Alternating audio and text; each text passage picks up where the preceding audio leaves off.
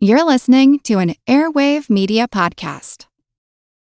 It's back to school season, and Clorox is donating 2 million disinfecting wipes to classrooms across America. Because back to school means things can get a little bit messy. Just ask second grade teacher Mr. Torres. Put me and just one Clorox wipe on a team? We can take on crayon smudges, sticky fingerprints on every surface, sneezes on the door handle, juice box explosion by the sink, snack crumbs, and don't even get me started on the bathroom passes. Clorox disinfecting wipes. Teacher's #1 wipe. Think about it.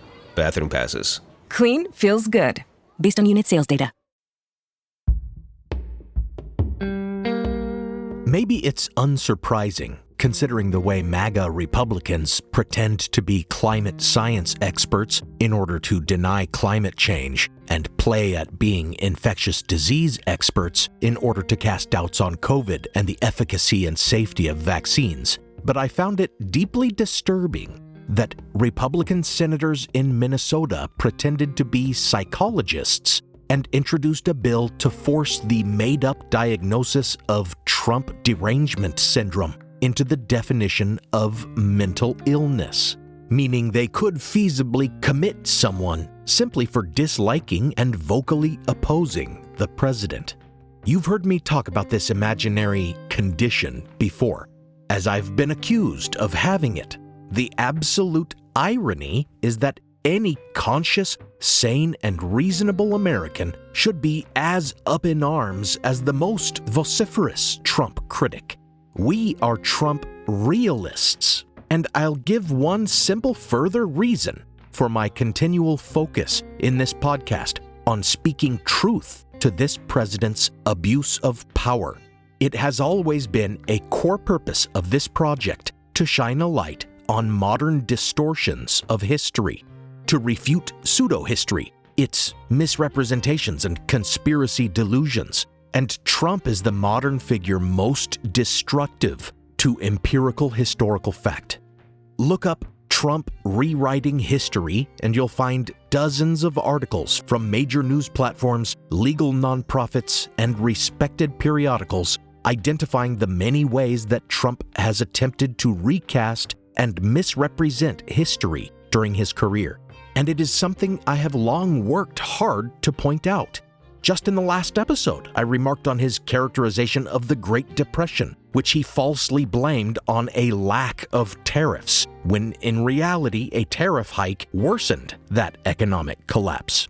Trump's revision of history has been accurately compared to lost cause myth-making, in which unreconstructed rebels and Confederate apologists successfully rewrote the history of the Civil War to portray the Confederate cause more sympathetically, claiming it was more about states' rights than it was about preserving the legal institution of human chattel slavery. And indeed, Trump has even propagated this very historical falsehood when he defended neo-Nazis at the deadly Unite the Right rally in Charlottesville. Very fine people on both sides. And claimed that those protesting Confederate monuments were, quote-unquote, changing history. You're changing history, you're changing culture. When, of course, those were efforts to correct a whitewashed history. Tellingly, the very first hit on a Google search of Trump rewriting history is Trump's own recent executive order of March 27, 2025, which he backwardly called Restoring Truth and Sanity to American History. In that presidential directive, he suggests that numerous federal institutions, including museums and historical parks, promote what his administration calls, quote, corrosive ideology, end quote, which is rich, coming from the man who has thoroughly corroded American politics with ideologically driven actions, and quote-unquote improper ideology, which is revealing since it basically admits that he just wants to promote his own ideology with these institutions, an ideology he views as more proper. In the order, he explicitly directs his Department of Interior to, quote, determine whether since January 1st, 2020, public monuments, memorials, statues, markers, or similar properties have been removed or changed to perpetuate a false reconstruction of American history, end quote, and to reinstate those monuments. This, of course, means nothing other than the restoration of Confederate memorials and statues, which are monuments celebrating America's institutional racism. It hasn't happened yet, but this order is a definite effort to accomplish this, which, of course, is yet another show of support for the neo-Nazis and Ku Klux Klansmen in his constituency. And of course, there is no group that misrepresents and distorts history more than white supremacists. With Trump issuing decrees aimed at falsifying history in order to please these deplorable constituents, you're damn right I'm going to speak out against it in a history podcast. This is Historical Blindness. I'm Nathaniel Lloyd, and though I'd like to resist tit-for-tat rhetoric and whataboutism, in this case I can't help but suggest that turnabout is fair play. Clearly, it is Trump supporters who most deserve to be described as suffering from Trump derangement. Thank you for listening to Gaslighter, Trump's Historical Distortions. Before we get started, I want to thank Ray Stevens, my newest patron. Thank you to all of my patrons. I love researching and writing this program. I'm proud of it, and I find it fulfilling, but it's still the financial support of you patrons that makes it possible for me to devote as much time as I do to the podcast. Patrons of the show get access to an exclusive RSS feed with ad-free versions of the show, early release of episodes, teasers, and exclusive minisodes between every main release, making this a weekly podcast for patrons on Patreon.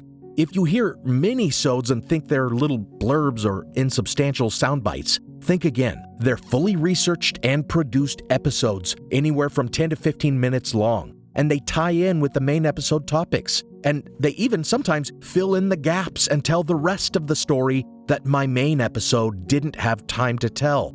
For example, after my episode on Easter myths, I released a minisode further discussing the Syrian goddess Atargatis, often mistaken for Ishtar by those who spread the myths of pagan survival, and about the galley eunuch priests, who are viewed as figures in transgender history. And after my episode on tariffs, I released an episode about the history of other kinds of tax and the benefits and misapplications of income tax. For listeners who are interested, I also sell these exclusive minisodes for just $3 a pop. So head over to patreon.com/historicalblindness and consider purchasing the occasional blind spot minisode that interests you, or supporting the podcast for as little as $1 a month. Now, let's continue the episode.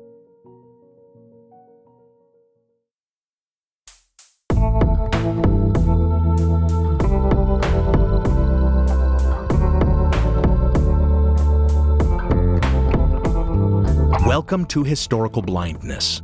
We must contextualize Trump's executive order on history within his larger anti-DEI efforts if we hope to truly understand it. At its heart, this major assault on American history is focused on denying the existence of systemic racism and refusing to acknowledge anything problematic in the past. This, of course, allows him to recast all efforts to address inequity and encourage diversity and inclusion as racism against whites, which itself is only a thinly veiled effort to preserve white supremacy. Reading his executive order, we see him talk again and again about expunging references to race and racism in history, which it calls a, quote, divisive race-centered ideology, end quote. Yet, strangely, he expresses disagreement with the Smithsonian and a special target of the order, suggesting that race is a social construct and therefore not real, stating that, on the contrary, it is a, quote, biological reality, end quote. First of all, it's very odd to insist that the Smithsonian stop claiming, quote, race is a human invention, end quote, but also insisting that they not address race and racism in their museums. It is real, he's saying, but don't talk about it. Second, this notion that race is a social construct is scientific consensus, reached through the study of the human genome. Genetics has revealed that, according to Vince Bonham Jr., the acting deputy director of the National Human Genome Research Institute, quote, "There is more genetic variation within self-identified racial groups than between them," end quote.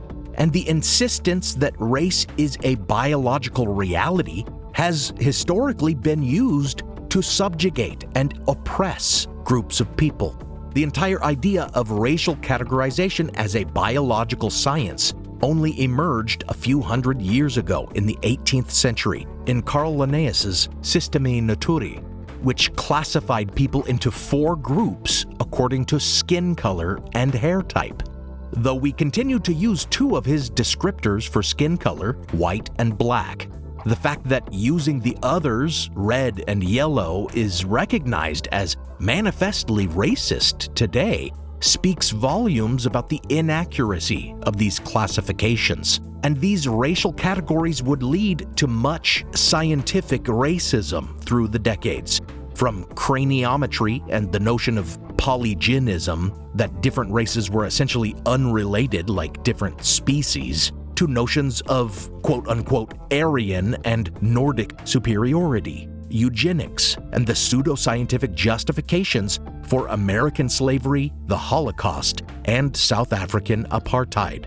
The fact that Trump is proclaiming race as biology in his presidential order is another in a long line of red flags revealing his white supremacist ideology.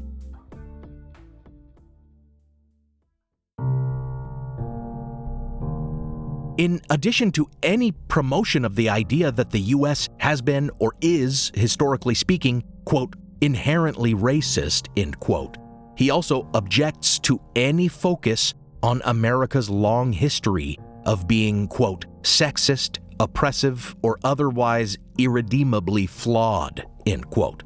He just overall wants to ban any, quote, narratives that portray American and Western values as inherently harmful and oppressive, end quote. Though he doesn't actually offer any clear refutations of those narratives or any defense against actual criticisms of the country's past. It's all very reminiscent of his reaction to the New York Times' controversial 1619 Project.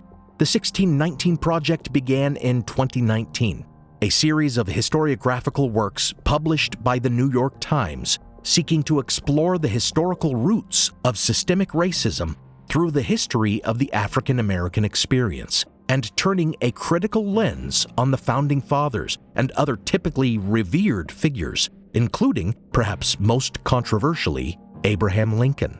There is a lot to say about the weaknesses and strengths of this project and its credibility, and I have said my piece on it in a previous episode. Trump took particular aim at this project. The 1619 Project and the crusade against American history is toxic propaganda, ideological poison, as part of his earliest actions against what he and the radical right contend is critical race theory. Critical race theory.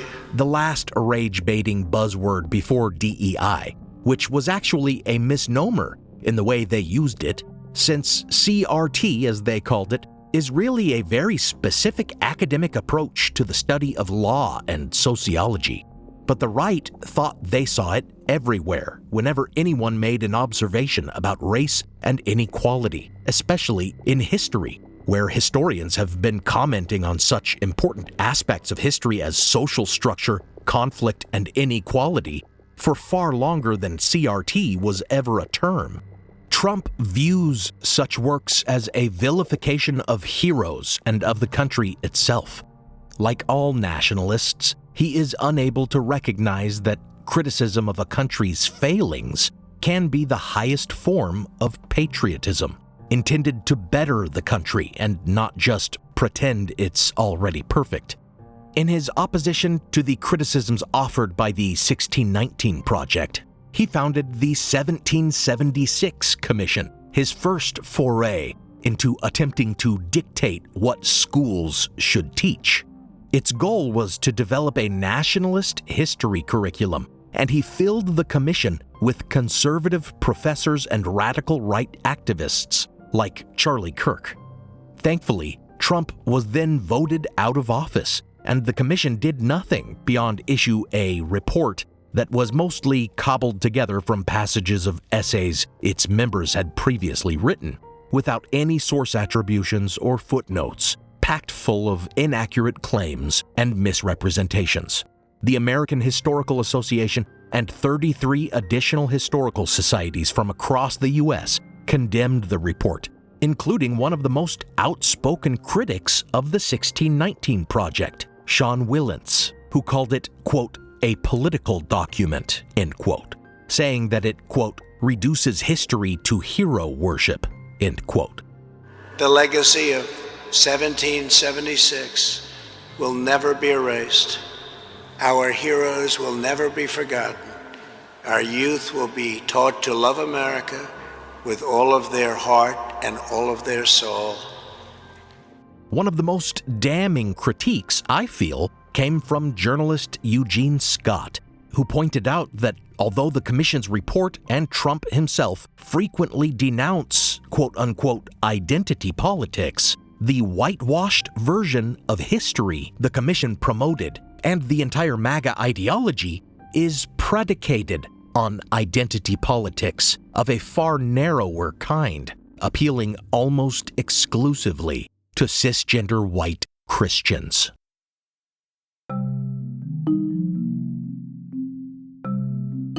Speaking of American Christians, one way that Trump has demonstrated his total misunderstanding of 1776 and the founders is by taking up the cause of Christian nationalists. While he has defined himself by putting up walls, Trump has done more than any U.S. president to tear down the wall separating church and state. He has appointed judges who reliably find in favor of Christians having a religious right to discriminate.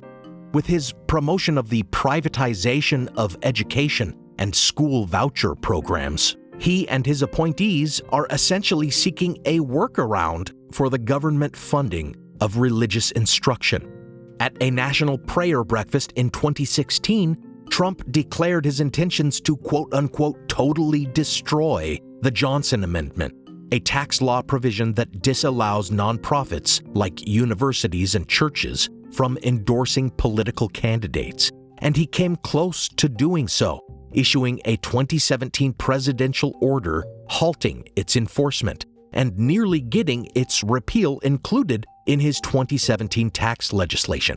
And since taking office for his second term, he has made it abundantly clear that he wants to incorporate Christianity as a state religion. First, he issued an order and formed a task force only to fight, quote, anti-Christian bias, end quote, even though Muslims and atheists are the most common groups discriminated against on the basis of religion, and Jews remain the most common victims of hate crimes. And then he formed the White House Faith Office, ostensibly to, quote, assist faith-based entities, end quote, and, quote, protect religious liberty, end quote, though it has essentially just been operating like a mega church run by a literal televangelist, taking money for blessings and holding worship events in the White House where none but evangelicals are invited. While I haven't been able to find any quote of Trump explicitly saying as much, his actions certainly inspire MAGA followers in their Christian nationalist belief that this is and always has been a Christian nation. Christian nationalists appeal to the religion of the founders and point to any founding document that mentions quote-unquote God as proof that there was some intention among them for the U.S. to be a Christian nation.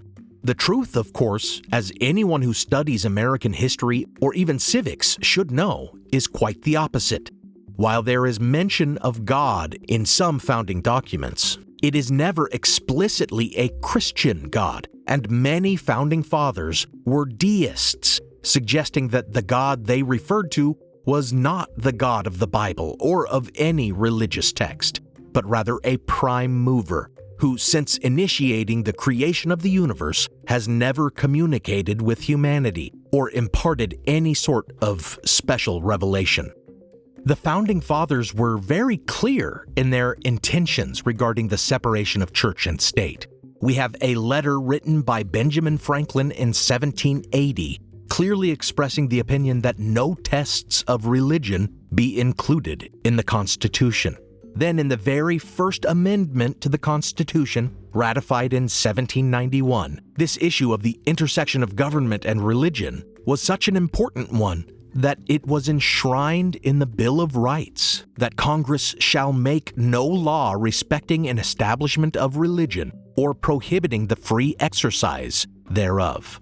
And one of the framers, Thomas Jefferson, writing a few years later, explicitly stated that this clause built, quote, a wall of separation between church and state, end quote.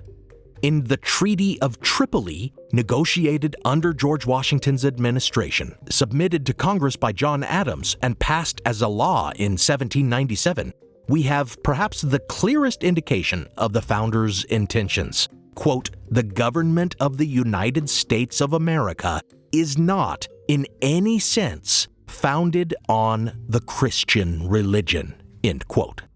But Christian nationalists will whine. The Pledge of Allegiance says we're a nation under God, and our money says, in God we trust. The fact is that the motto, in God we trust, did not appear until after the Civil War, and Teddy Roosevelt had it removed from money in 1907. These, again, not Christian but certainly religious sentiments were not added back to money or inserted into the Pledge of Allegiance until the 1950s, when it seemed important to emphasize American religiosity in opposition to communist atheism. Now for a brief intermission.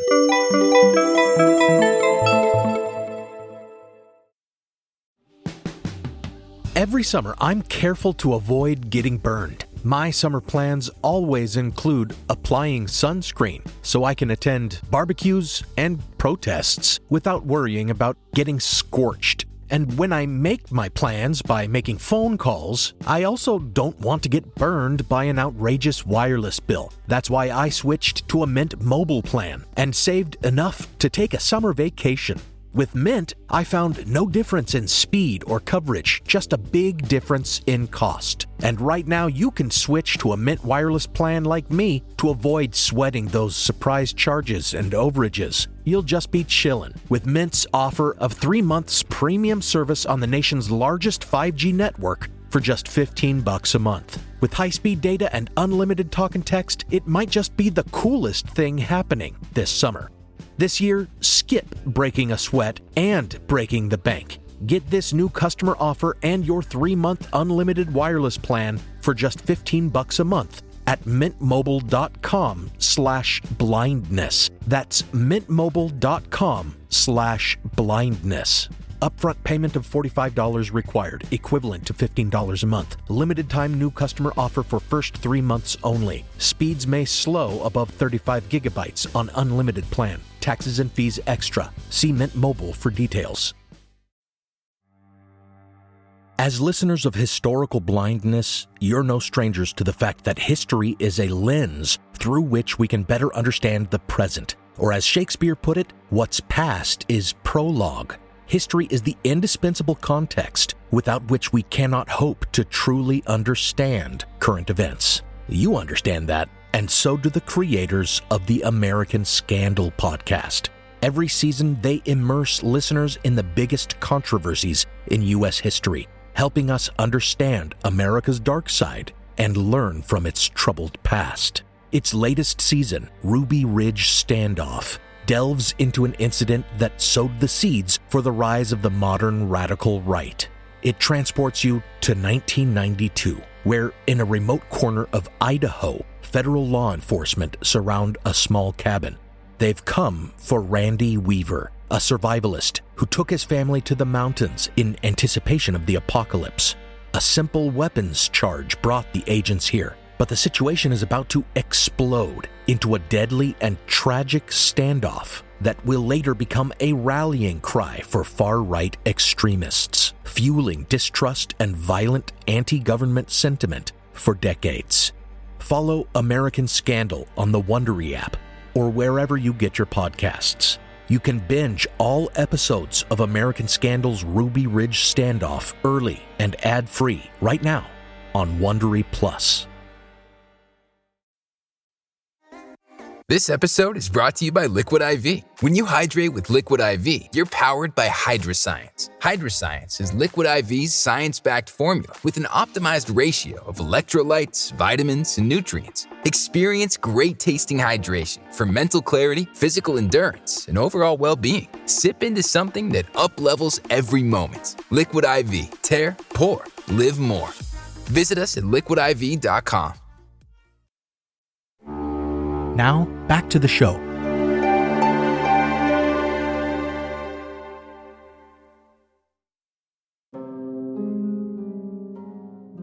Although it is widely agreed on among presidential historians that George Washington would not have agreed with Donald Trump's merging of church and state, Trump seems to think he is more like Washington than others admit.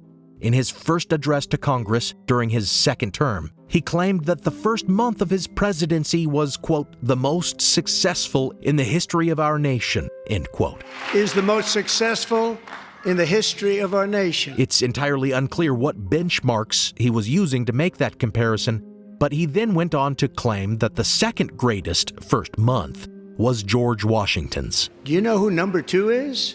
George Washington. How about that? How about that? I don't know about that list, but we'll take it. Now, this is just blatant name-dropping with nothing behind it.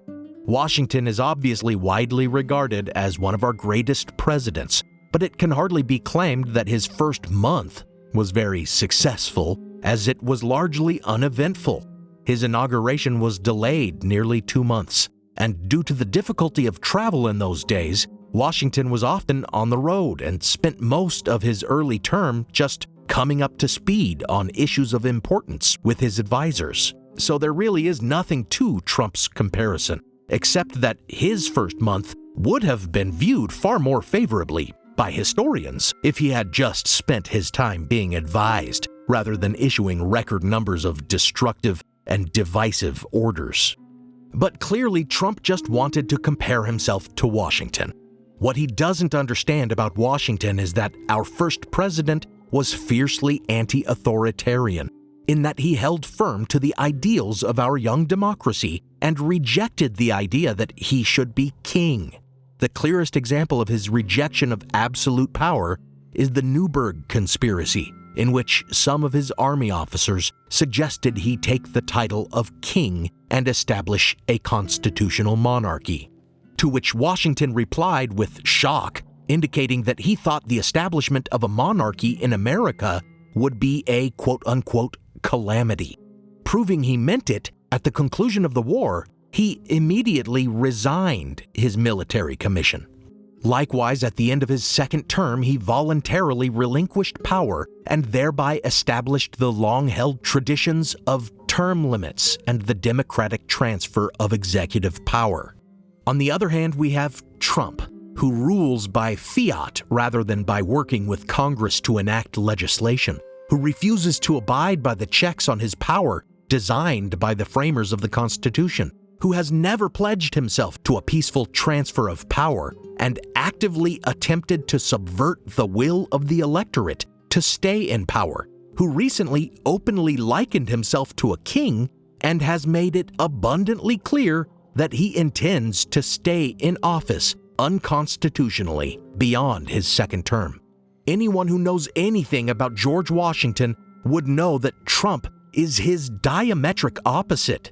But Trump continues to liken himself to our greatest presidents, seeking to be immortalized on Mount Rushmore and have his birthday declared a national holiday, just like Washington and Lincoln. Of course, the obvious difference there is that neither Washington nor Lincoln ever campaigned for or demanded those things themselves. But you know who did have his own birthday declared a national holiday? Adolf Hitler. Just as Trump insists that there should never be criticism of the Founding Fathers, for example by acknowledging their imperfections and moral failings as the 1619 Project did, he likewise refuses to own up to his own failures and wrongdoing, to the point that he gaslights the entire country and the world, insisting they never happened. Though this is more recent history, it still stands as his attempt to influence how history is written when it comes to his administration. First came his loss in the 2020 election, which he fought tooth and nail to deny and overturn. He lied about miscounted votes, about voter fraud, and about malfunctioning voting machines, all claims that were considered and roundly disproven in courts of law. Then, after inciting an insurrection in his last-ditch efforts to overturn the lawful election of Joe Biden, he further distorted recent history by claiming that he had done no such thing. Among his contradictory claims about January 6th, he has asserted that it was actually just a peaceful demonstration. They were there with love in their heart. That was an unbelievable and it was a beautiful day. And that it was indeed a violent, lawless uprising, but that it wasn't his fault. It was Antifa. And if you look at what happened at the Capitol, you had some bad people that were not patriots at all. And they came from other places, including Antifa and including others. And they led a lot of people astray. They don't want to cover that. Or the FBI, and therefore Joe Biden, even though Biden wasn't even in office yet, and the FBI at the time was led by Trump's own appointees. 24 or 28 people came now from the FBI. That came out very quietly. Nobody reported it, but they had people in some form related to the FBI. They had 4 or 5 people that were strongly related to the FBI. We have to find out about that. Trump reposted a meme saying, quote, January 6 will go down in history as the day the government staged a riot to cover up the fact that they certified a fraudulent election, end quote. Though it is entirely unclear how staging an insurrection would benefit such a conspiracy. Indeed, if that were happening, they would want the certification of the election to be as uneventful as possible. Regardless, these have been the distortions and lies amplified by the president and his loyalist media. It is worthwhile to look more closely at the false claim that feds were really behind the insurrection. The claims assert that the, quote, unindicted co-conspirators, end quote, in cases against January 6 insurrectionists must have been FBI agents or informants who manipulated all the participants into their actions that day as a kind of entrapment. This claim is bolstered by the foiled kidnapping plot against Michigan Governor Gretchen Whitmer, about which there were compelling questions of how much undercover feds influenced the perpetrators. Beyond the unnamed co-conspirators and the comparison to the Whitmer abduction plot, though, there is no evidence of federal involvement in January 6th. And again, if there were, it would have been Trump's Justice Department involved. The only supposed evidence are unconfirmed videos and anecdotes of guys who looked like quote-unquote feds, in that they were tactical sorts of guys in plain clothes, which, of course, also describes very well the militiamen present. The fact is that the unindicted co-conspirators who remained unnamed in January 6 trials in order to avoid lengthy trials with multiple co-defendants were described as attorneys and consultants who had been spreading the election fraud lie and had helped organize the insurrection. Rudy Giuliani is very likely to have been one of them. And even President Trump is considered to have been among the unindicted co-conspirators. They were not undercover federal agents, and January 6th was entirely unlike the Whitmer kidnapping plot, not only because of the sheer scale of it, but also because the Whitmer plot was prevented because of federal involvement, as is almost always the case when undercover agents are involved. And lastly, there is the simple, inconvenient fact that of the 1,600 or so insurrectionists federally charged for their involvement in January 6th, none were Antifa or FBI. All were MAGA supporters, and around 1,000 of them pleaded guilty to their crimes. The conspiracy theory that the government staged January 6th, then, is no more credible than the conspiracy theory that 9/11 was an inside job.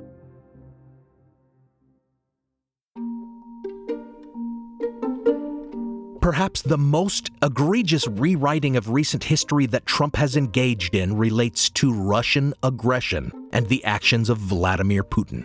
Indeed, throughout his career, he has suspiciously refused to criticize Putin, even when allegations emerged that Russian military intelligence had placed bounties on American soldiers in Afghanistan. When Putin invaded Ukraine in 2022, Trump called him a savvy genius. So Putin is now saying it's independent, a large section of Ukraine. And I said, this is genius. I said, how smart is that? You got to say that's pretty savvy. And now, during his second term, he has completely capitulated to Putin, publicly chastising Ukrainian President Volodymyr Zelensky and claiming it was Zelensky's own fault that Russia illegally invaded his country in the first place. When you start a war, you got to know that you can win the war, right? You don't start a war against somebody that's 20 times your size and then hope that people give you some missiles. He said, to justify withdrawing the military aid that Ukraine has been depending on to defend itself. A month before Zelensky's disastrous visit to the White House, Trump had tried to suggest that all of Putin's aggressions were really the fault of pushover presidents who preceded him. You know, I said it last time, Crimea was given by Obama. Biden gave him the whole thing, and Bush gave him Georgia. And Trump didn't give him anything. Let's examine this historical distortion. In 2008, when Russia invaded Georgia, U.S. President George W. Bush did decline military intervention, but he at least condemned Putin for it and sent humanitarian aid to Georgia. Before Obama became president, it was already a talking point that he would be soft on Putin. Vice presidential candidate Sarah Palin claimed that if Obama won the presidency, Putin would invade Ukraine. After the Russian army invaded the nation of Georgia, Senator Obama's reaction was one of indecision and moral equivalence, the kind of response that would only encourage Russia's Putin to invade Ukraine next. In fact, this did occur, but not until Obama's second term in 2014, when Russia annexed the Crimean Peninsula. However, Obama's response was stronger even than Bush's. Obama warned Putin publicly and in a private telephone meeting that such an action would be illegal. When Putin then invaded Crimea anyway, Obama joined other countries in imposing the most sweeping sanctions since the collapse of the Soviet Union, seeking to isolate Putin internationally. And he signed multiple pieces of legislation that provided major economic support to Ukraine.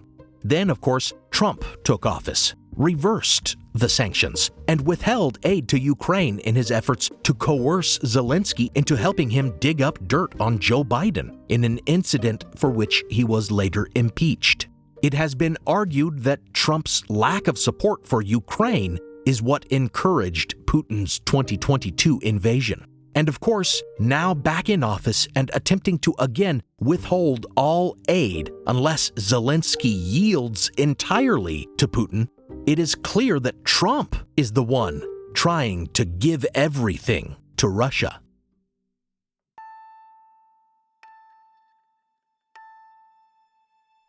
When it comes to Ukraine, we can view Trump's historical distortions as his promotion of Russian propaganda.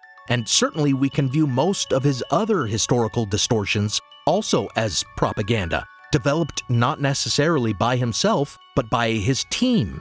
As we've seen, sometimes he just picks up on a conspiracist narrative circulating in conservative media and amplifies it. That was certainly the case going all the way back to his promotion of the birther conspiracy theory. But there is more at work here, I think, than simple conspiracism and propagandizing. there is also a deep-seated denial whenever anything threatens his ego. Like a true narcissist, Trump feels compelled to publicly deny anything that he feels makes him look unpopular or imperfect. Take his weird obsession with crowd size. Countless times now, he misrepresents how large the crowds are attending his campaign events and inaugurations. And when political rivals draw bigger crowds, he baselessly asserts that their crowds must be AI-generated. And in 2016, even though he won the presidency by razor-thin margins and lost the popular vote, he claimed that he had a mandate. In 2024, it is a different story. He can boast a clear victory, being the first Republican to win the Electoral College and the popular vote since 1988.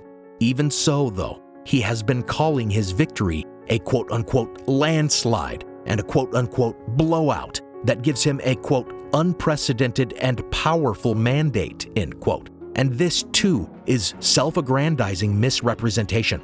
His popular vote win was historically narrow, as was the margin in Pennsylvania, the tipping point state that was decisive in his victory. But as we've seen, Trump sees himself as untouchable, comparable to the Founding Fathers, and thus worthy of the sort of hero worship he thinks we should reserve for such historical figures. They can have done nothing wrong, and therefore he can do no wrong.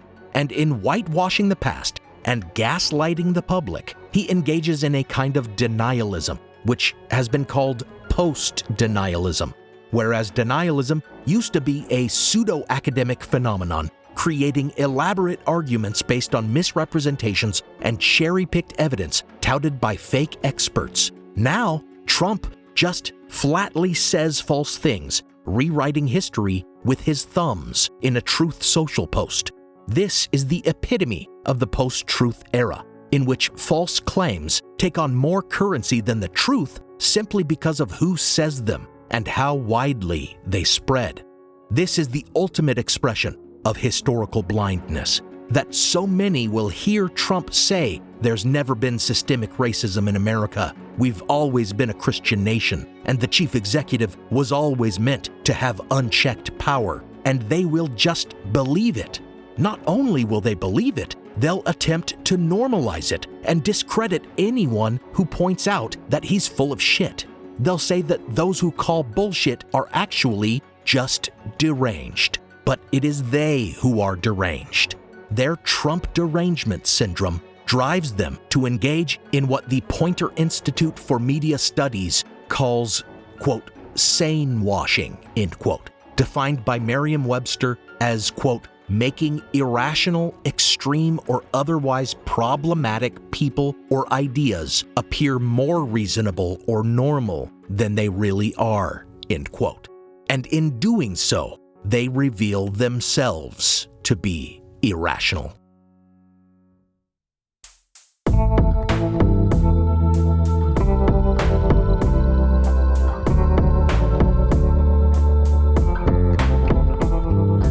Thanks for listening to Historical Blindness.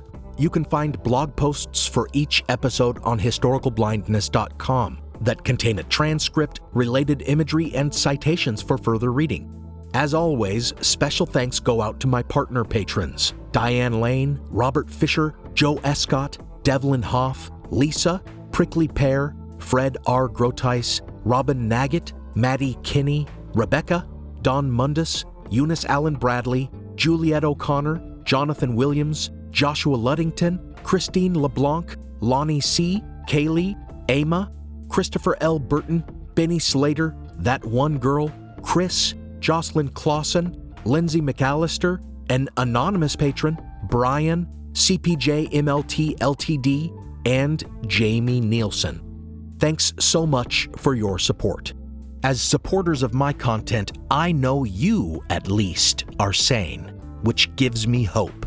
Keep shouting from the rooftops. This podcast is part of the Airwave Media Podcast Network. Visit airwavemedia.com to listen and subscribe to their other fine shows, like The Constant and Who Did What Now.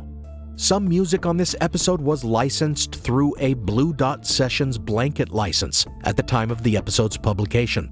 Additional music is by Kai Engel, licensed under a Creative Commons Attribution license. Check out the show notes for a list of the tracks used. You can support the show by pledging on Patreon or by making a one-time donation on PayPal. Find those links in the show notes or find me on Venmo at Historical Blindness. Until next time, keep practicing your self-care. While TDS is not real, keeping up with the state of the world and resisting fascism does take a mental health toll.